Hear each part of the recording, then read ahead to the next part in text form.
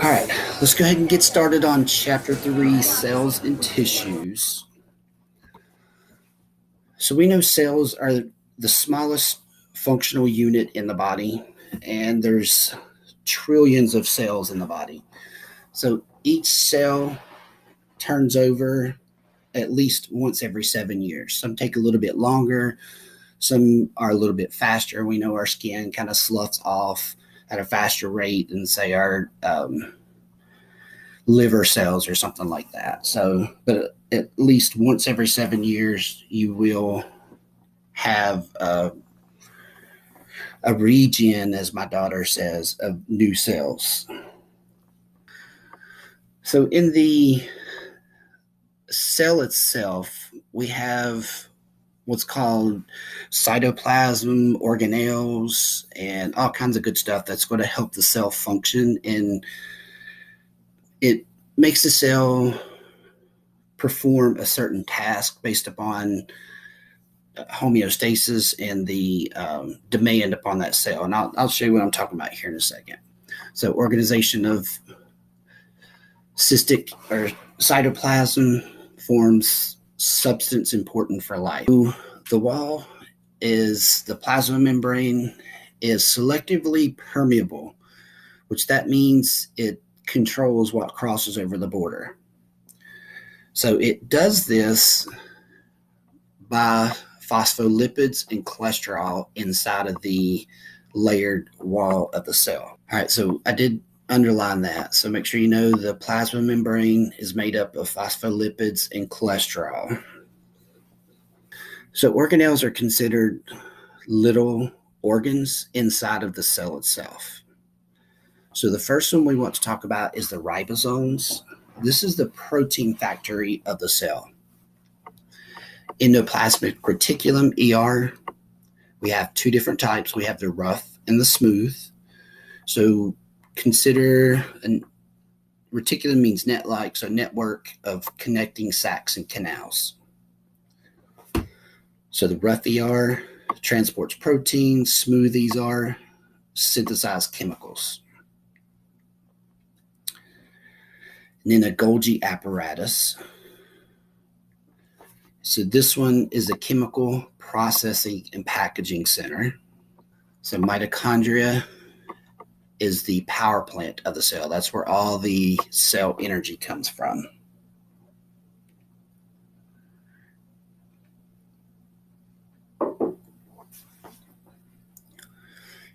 All right. Next one is lysosomes. So this is what's going to break down any foreign substance or any bad toxins or antigens that would come into the cell. It's broken down from our lysosomes. The next one, centrioles. This is how your cell reproduces. So reproduction, cell reproduction, centrioles. So you all might need to make like flashcards over these organelles or kind of figure out, maybe go on Quizlet and create a set of matching for these. Somebody's probably already created them. If you just type in organelles, cell organelles, and I'm sure they probably pop up. But all right, the last two, and then we'll look at these in the diagram. Cilia, this is hair-like extensions that allow the cell to move. And then the flagella is only found on a sperm cell. So it allows it to propel itself or swim. So anytime you see a flagella, you have to know it's a sperm cell you're looking at. Cilia could be quite a few different types of cells. All right. Let's kind of look at these. Centrioles, we talked about how that's the cell reproduction. See how they're kind of crossed? And then we got the Golgi apparatus, a chemical processing and packaging. We have the lysosomes, which are the breakdown of microbes. The ER, which allow the proteins to pass back and forth. And other chemicals, we have mitochondria. They have it listed here. So this is the mitochondria cell. The cilia is here, down here. So it's going to allow the cell to move in a wave-like fashion. And then the flagella, which is coming off the backside of the cell. There's 23 chromosomes, and remember the female has XX and the male has XY. So it depends on if that Y connects with one of the female's X's, it's going to create the male. If an X from the guy connects with the X from the girl, it's going to be a female. So really, and y'all probably heard that the male determines the sex of the child. That's true. Yeah. Only because of that Y chromosome. Other than that, we know, give it to the women, they'll do it right. We'll just let them handle it, take care of it. They're going to figure it out, faster than we will. So, but yeah, it's true. I'm not disagreeing. But yep, it's the Y chromosome. So we get 23 from either the X or the Y for the male, 23 from the X or the female. When those get together, that creates the 46, and that's the DNA. That's how many chromosomes are in DNA. So we'll talk about the genetic code here in a second. All right, so what's the big deal about understanding all of these organelles, and how does it display in our body? So the relationship of the cell structure and function is, think of it this way. If we had your heart tissue that was damaged, which organelle do you think you would have more or higher concentration of? So for example, I'll give you two: mitochondria or say ribosomes. Which one of those do you think you could have more organelles of in the cardiac tissue? So it would demand more mitochondria. So say our skeletal muscle, which is not always moving, we know we can rest our arm or our legs or whatever, and it's not requiring so much mitochondria, but maybe more of the ribosomes because it's getting damaged deeper, more muscle fibers are being damaged. So we're going to have a higher concentration of ribosomes than we would mitochondria. You kind of seeing that? Yeah, that makes sense. So what about our lymphatic system? What organelle do you think would be high in our lymphatic system? So we would see a little bit more lysosomes there than, say, a muscle tissue. So based upon the tissue's demands, our body is going to create more organelles specifically for that tissue. So that's how the cell structure and function kind of go together. So let's talk about substance, as in passive transport processes and active transport process. The difference between the two is a passive transport process does not require added energy. Remember, passive range of motion, active range of motion, to where an active range of motion requires energy. I always think active energy, ATP, that's energy in our body, to where passive don't. So here you're going to want to know that passive transport process examples are diffusion, osmosis, dialysis, filtration. Those are all examples of passive transport processes. So if we make it to where this membrane doesn't let large particles through, now we're going to have to, if we want to get those across the membrane, we're going to have to put energy into it to force them through the membrane. Now we just created active transport process. We have to have some type of pump, so force of energy to push that through. In our body, those are known as ion pumps. Ions are like calcium. There's some examples right there: sodium, potassium. So those are ions, and our body works to move those in and out of the cell, but those are so large that it requires energy to do that. So think of maybe a door when it's shut.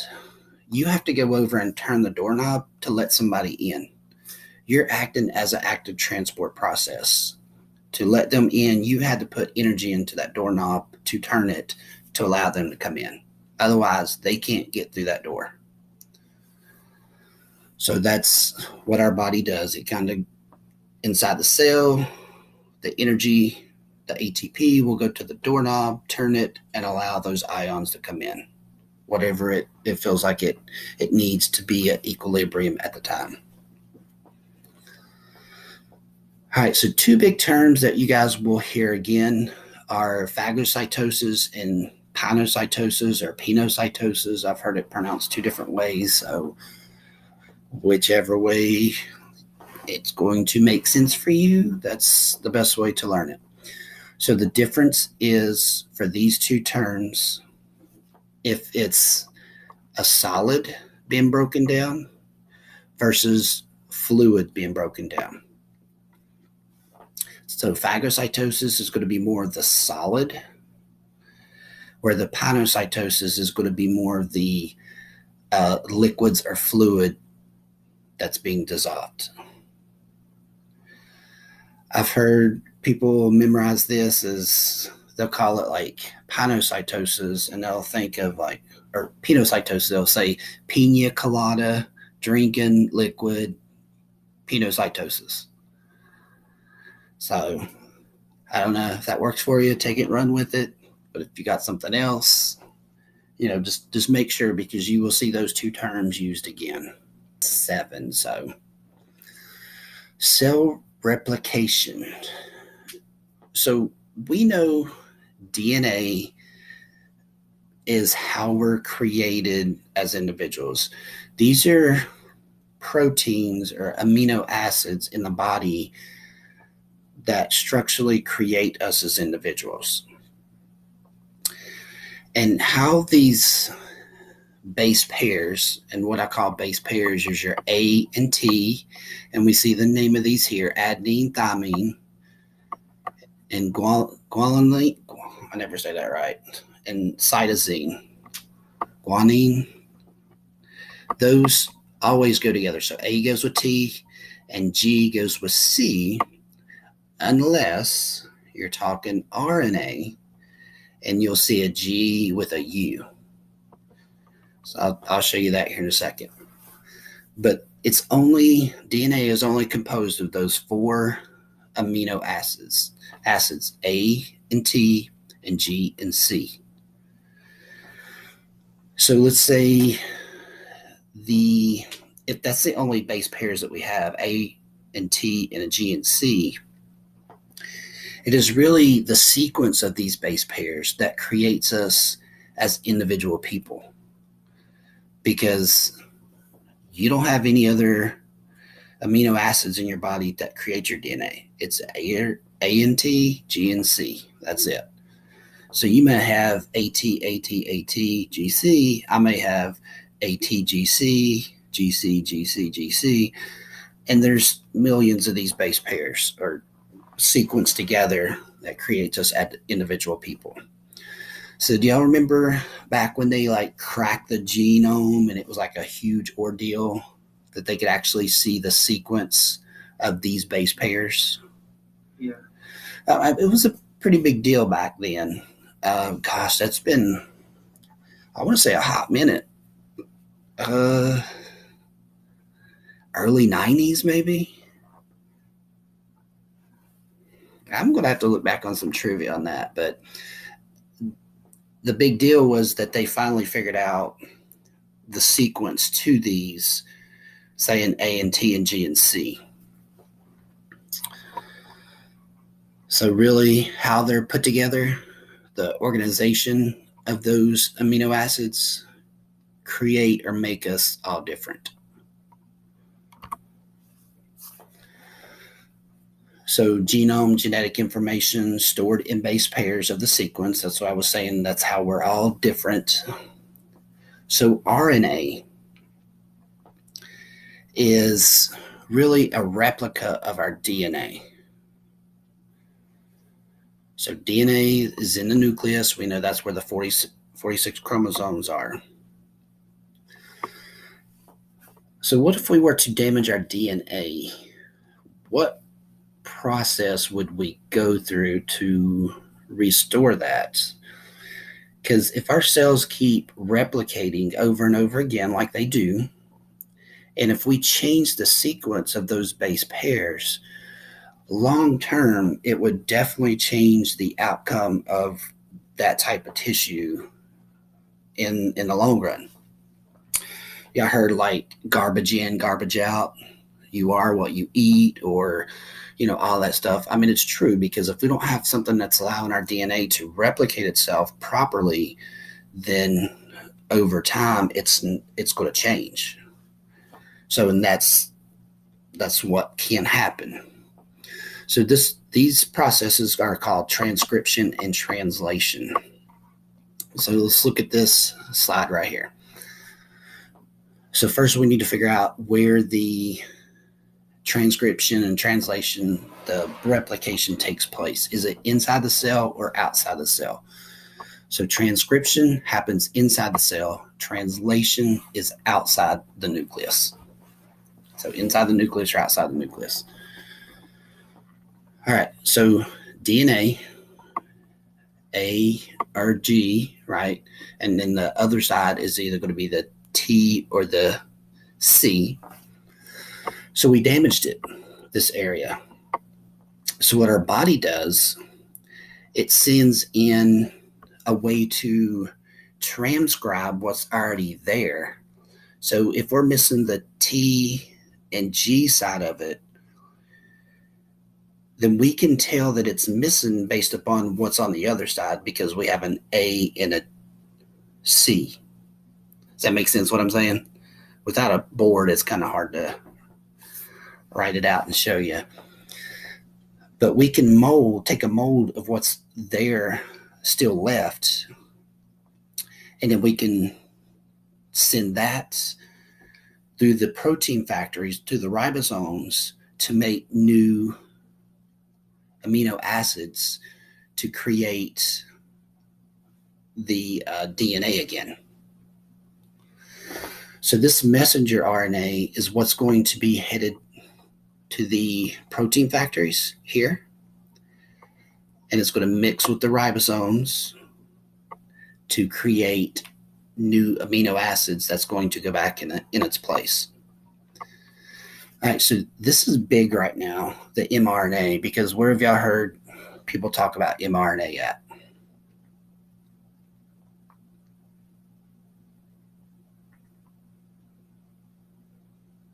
Vaccine. The COVID-19 vaccine. That's what it's created of, the mRNA messenger. So your body is trying to replicate. So your body thinks it's the COVID-19 antigen, then it builds up antibodies to attack that antigen. So and it's pretty crazy, because this COVID vaccine is the first mRNA vaccine licensed vaccine out there. There's no other mRNA vaccine that's licensed to be used for commercial use. This is the very first one. But people think of it as like, I don't want to take it, it's making people grow third arms and stuff like that. Well, technically, it really can't, because all it is a copy of the COVID virus, and then your body's responding to, it's putting the whole picture together, saying, oh, well, if I put the rest of that story together, it's going to look like this. That's what we're going to make antigen to. So it's like a fraction. It's like a puzzle piece. And when it goes into your body is already creating the whole puzzle out of that one little piece. So that's how the mRNA works. So it's crazy that we can take such a little fragment of a virus, copy of a virus, send that into the body, and we get a immune response from it. So it doesn't affect your DNA or nothing like that, because it's not going to attach to DNA, because it's not, your body is not damaged to DNA for it to connect with. So those ribosomes are now coming into play when you have the mRNA, the messenger DNA you're trying to make new. So it's got to have that protein factory to make new DNA to go back to this to restore that section of the body. If I have it underlined, make sure you're paying attention to it or you're jotting it down. Transcriptions, the DNA and mRNA. And the mRNA is a messenger RNA.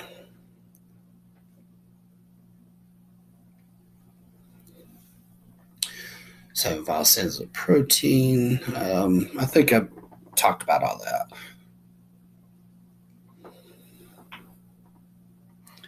All right, we good for the next one? Yeah.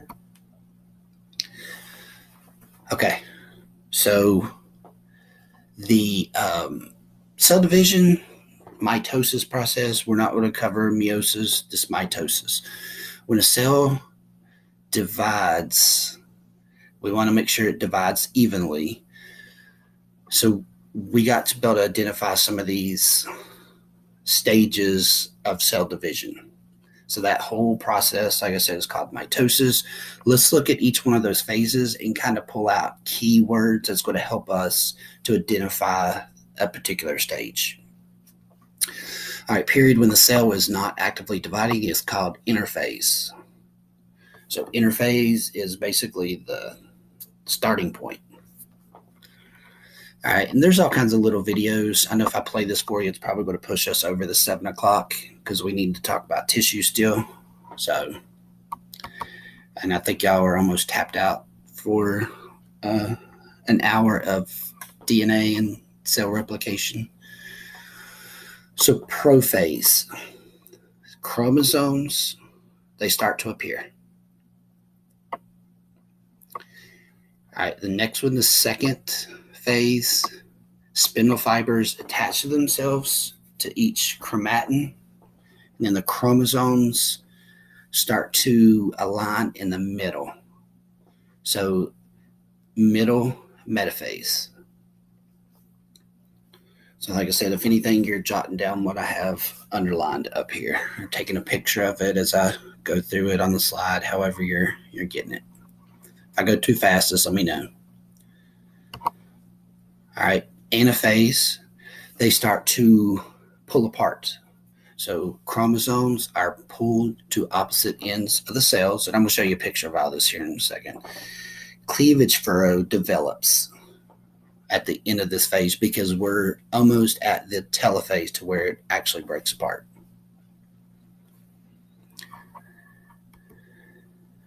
Telophase is where they separate evenly. So now go tell someone you have 2 daughter cells.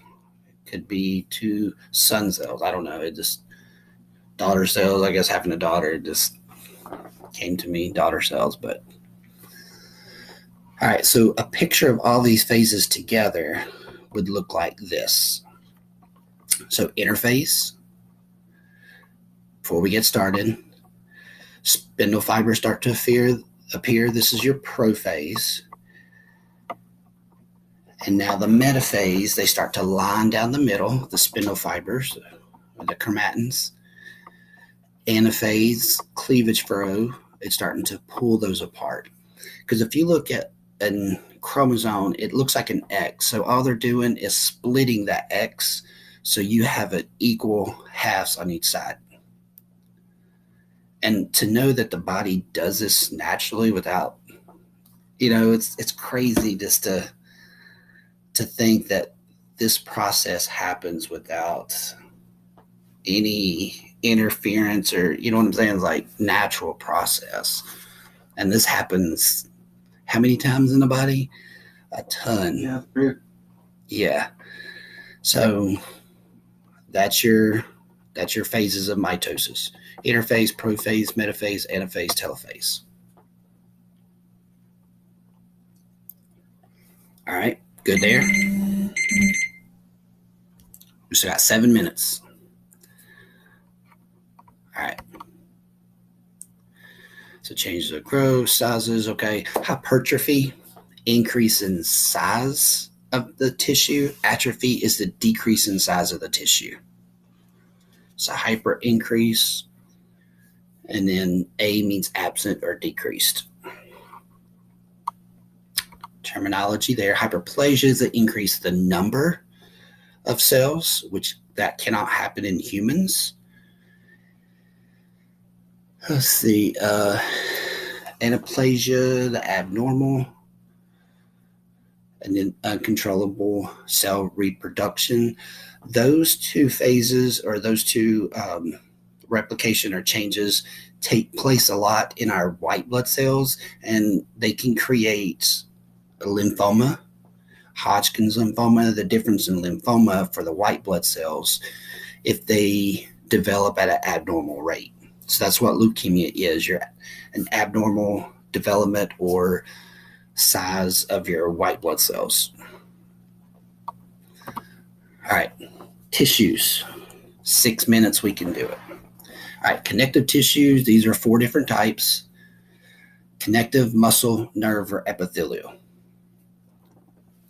All right, that's what the body is broken down to as far as tissues. These are all connective tissue. So areolar, adipose, blood being a connective tissue. That one's always interesting because we don't think of blood as being connective tissue.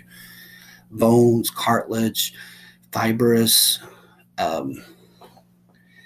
hemopoiesis or hemopoietic. That's like development of red blood cells. So the red blood cells connection there. Have y'all heard like sharks are full of cartilage? Like there's no bones in sharks? Yeah, I've heard that. We talked about that in class, didn't we? I don't know. I think I've heard it in passing that they don't have bones in them. And then Leslie ruined it, believe it or not, because she said, well, don't they have teeth? I'm like, oh my gosh, they do. And that is bone. So she is right. Something Leslie would say. Yeah, so that's not true. Sharks do have bones. They do have teeth. So don't let somebody fool you on that one. Thank you, Leslie. All right, moving on. Epithelial tissue. This is mostly seen in or classified by its shape and arrangement. So let me just flip it here. So squamous cell is a flat cell. Cuboid looks like a cube. Columnar looks like a column. Pretty simple so far, right? So if it's a simple squamous cell, it's going to, simple means one layer. Simple cuboid, simple columnar, one layer. All right. So stratified means more than one layer. So we have a bunch of squamous cells together. Transition. So we could have stratified cuboid, stratified columnar. So either more than one layer, stratified, one layer, simple. Transitional means it goes from one cell type to the other. Not too bad. All right, and this one is pseudo stratified. It's like this one's going to be columnar, pseudo stratified columnar cells. Pseudo means not true. So if we really look at it, this one is simple because it only has one layer. However, here's two layers, there's two layers, oh, there's one layer. So it's not really simple, it's not really stratified, it's pseudo stratified. So we put the word not true up there. So just name this for the shape of the cell and how many's in there. All right, so we'll see a lot of these around our digestive system, our respiratory system. Different areas of the body is going to have different types of cells because it's either for absorption, secretion, protection. So you could probably imagine which one of those offers the more protection, say, for the sun on the skin. It would be more like the stratified squamous. So more the stratified layers would help protect us against the skin. So that's where we're going to see more of those tissues at. So it just, again, relates to the cellular, the structural, and the function of the body. So here's one of these are goblet cells. There it is, goblet. So these are our mucus producing cells. So these are in our respiratory system. So imagine oxygen seeping down through each one of those columns. So what that's going to do is increase the surface absorption area. So the more area that we can get in between these columns, the more we're going to be able to absorb, other than just the top part of the surface, which is very little.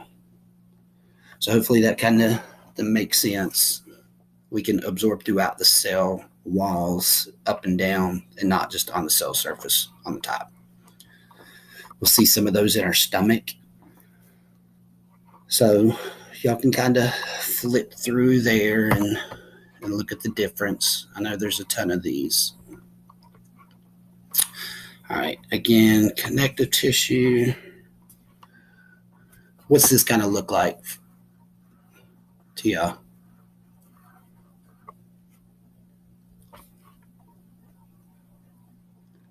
I want to say bone, but a cut open tree. Yeah, it looks like a tree to me, and you're correct. It is a bone cell. So a lot of people look at it and they're like, that looks like a cut tree. So it does, and that is a bone cell in the middle. So good deal. I think it's the first time like we've gotten it right per class. So that's good. All right, muscle tissue. We will cover these again, going over the muscular tissue, but we have the skeletal, cardiac, and smooth. So the striated versus non-striated, the voluntary versus the involuntary. I mean, I don't know if y'all are ninjas or know any ninjas, but it's not true. Ninjas cannot stop their heart rate. Like, you cannot directly affect your heart rate. So don't let them lie to you. Yeah. Sorry, Dick, if you're part ninja, I ruined that for you. I always wanted to be a ninja. Ah, shoot. Well, don't let me discourage you. You know, just skip that day when they talk about slowing or stopping the heart rate. But yeah, y'all can see the difference in the tissue here. All right, like I said, we will definitely cover the cellular or muscular system again. And to wrap it up, your last slide, the nervous system.